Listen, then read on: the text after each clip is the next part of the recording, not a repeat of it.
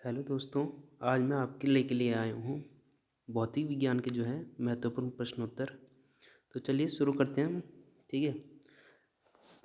पहला क्वेश्चन है आपका, वायु की सापेक्ष आर्द्रता का मापन एवं रिकॉर्ड करने वाला उपकरण है। तो वायु की सापेक्ष आर्द्रता का मापन और रिकॉर्ड करने वाला यंत्र कौन सा है? तो इसका आंसर हो जाएगा आपका हाइड्रोमीटर। हाइड्रोमीटर जो आपका ये क्या करता है, सापेक्ष आर्द्रता का मापन करता है। ठीक है। नेक्स्ट क्वेश्चन है, हमारी आकाशगंगा की आकृति हमारी आकाशगंगा की आकृति कैसी है? दूसरा क्वेश्चन है, हमारी आकाशगंगा की आकृति कैसी है? तो हमारे गंगा की जो आकृति है वो कैसी है? स्पाइरल है। तीसरा इसका आंसर हो जाएगा। ठीक है। नेक्स्ट क्वेश्चन पे चलते हैं, भिन्न भिन्न तारों के भिन्न भिन्न रंग निम्नलिखित में से किसकी विविधता के कारण होते हैं? तो तारों का रंग है वो किस पर निर्भर करता है? हमारे तारों का रंग किस पर निर्भर करता है? तो ये तापमान पर निर्भर करता है। ठीक है। नीले कलर का जो तारा होता है, ठीक है, वो उसका ताप सबसे अधिक होता है। ठीक है। नेक्स्ट क्वेश्चन पर चलते हैं, बैटरी के प्रचालन का मूल सिद्धांत क्या है? अम्ल आधारित अंतरक्रिया, अपोहन, विद्युत अपघटन, उपापचयन। तो बैटरी के प्रचालन का मूल आदत सिद्धांत क्या है? तो इसका आंसर हो जाएगा आपका तीसरा इसका राइट आंसर हो जाएगा विद्युत अपघट्य इसका राइट आंसर हो जाएगा। चौथा पांचवा क्वेश्चन आपका, निम्नलिखित में से वह उपकरण कौन सा है जिसका प्रयोग पवन के बल एवं वेग के मापन के लिए किया जाता है? तो जो हमारी हवा है उसका मापन किससे करते हैं हम? इसका आंसर हो जाएगा आपका दूसरा एनीमोमीटर। एनीमोमीटर से क्या करते हैं? हवा के वेग को मापते हैं। ठीक है। नेक्स्ट क्वेश्चन है आपका, निम्नलिखित में से कौन सा रंग संयोजन दिन और रात के समय सर्वाधिक सुविधाजनक होता है? तो ये तो आपको आता ही होगा। कौन सा रंग है जो इनमें से जो दिन को सबसे अच्छे से दिखाई पड़ते हैं? ठीक है। तो इसका आंसर हो जाएगा आपका छठवा क्वेश्चन का आंसर हो जाएगा आपका लाल और हरा इसका राइट आंसर हो जाएगा। ठीक है। नेक्स्ट क्वेश्चन पर चलते हैं हम। सातवां क्वेश्चन है, ऊनी कपड़े शरीर को गर्म रखते हैं क्योंकि ऊन से शरीर का तापमान बढ़ जाता है, ऊन चालक होती है, ऊन बाह्य पदार्थों से ऊष्मा का अवशोषण कर लेती है, ऊन बाह्य पदार्थों से ऊष्मा का ग्रहण नहीं करती है। तो इसका राइट आंसर क्या हो जाएगा आपका? तो इसका राइट आंसर हो जाएगा ऊन कुचालक होती है। ठीक है।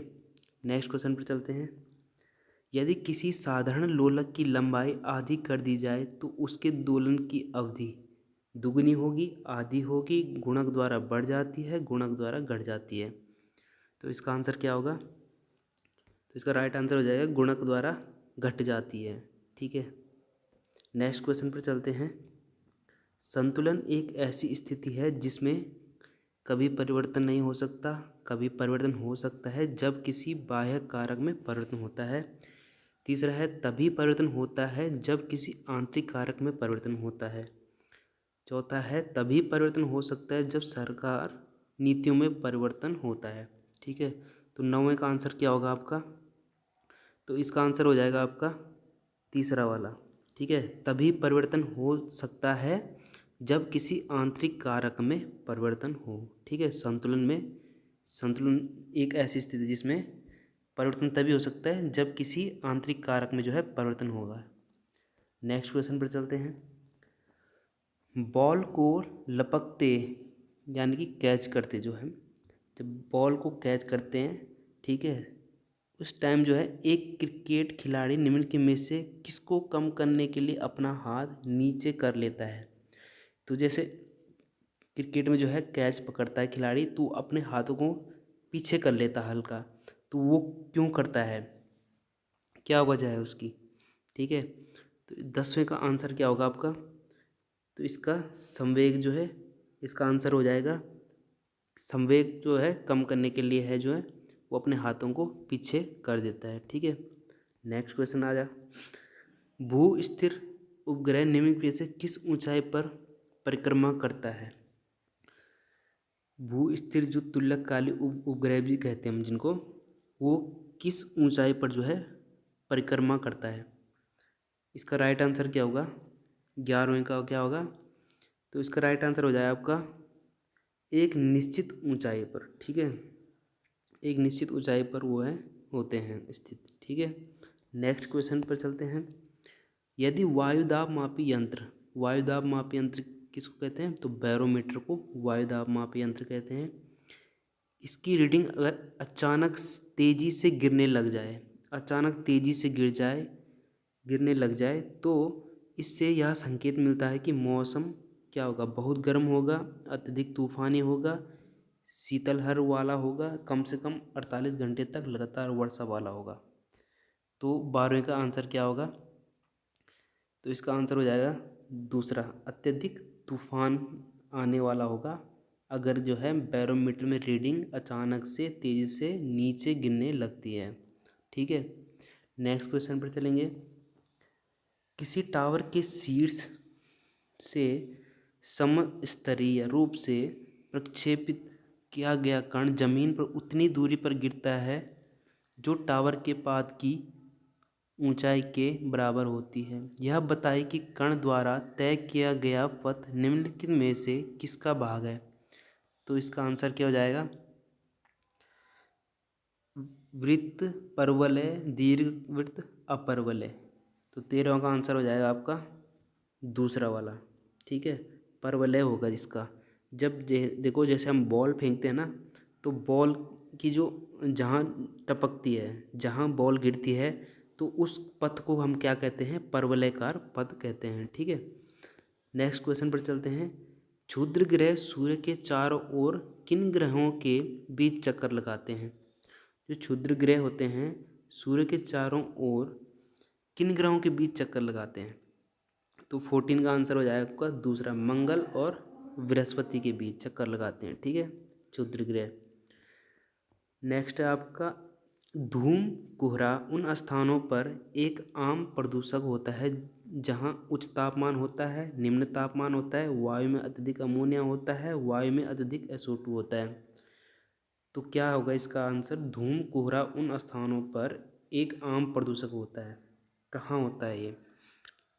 ठीक है, तो इसका राइट आंसर हो जाएगा वायु में अत्यधिक SO2 होता है, तो वहाँ पर एक धूम कोहरा आम प्रदूषक होता है। ठीक है, जब वायु में जो है अत्यधिक SO2 होती है। नेक्स्ट है आपका माध्यम के तापमान में वृद्धि के साथ प्रकाश की गति, माध्यम के तापमान में वृद्धि के साथ प्रकाश की गति बढ़ती है, घटती है, वैसी रहती है, सहसा गिर जाती है।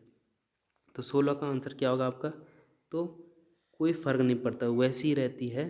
प्रकाश की जो गति है उसमें जो है माध्यम का तापमान का कोई फ़र्क नहीं पड़ेगा। नेक्स्ट है आपका शीतकाल में कपड़े हमें गर्म रखते हैं क्योंकि, शीतकाल में जो है कपड़े गर्म रखते हैं क्योंकि ऊष्मा प्रदान करते हैं। ठीक है, ऊष्मा का विकिरण नहीं करते हैं, वायु को शरीर के साथ संपर्क में आने से रोकते हैं, या फिर शरीर की ऊष्मा को बाहर जाने से रोकते हैं।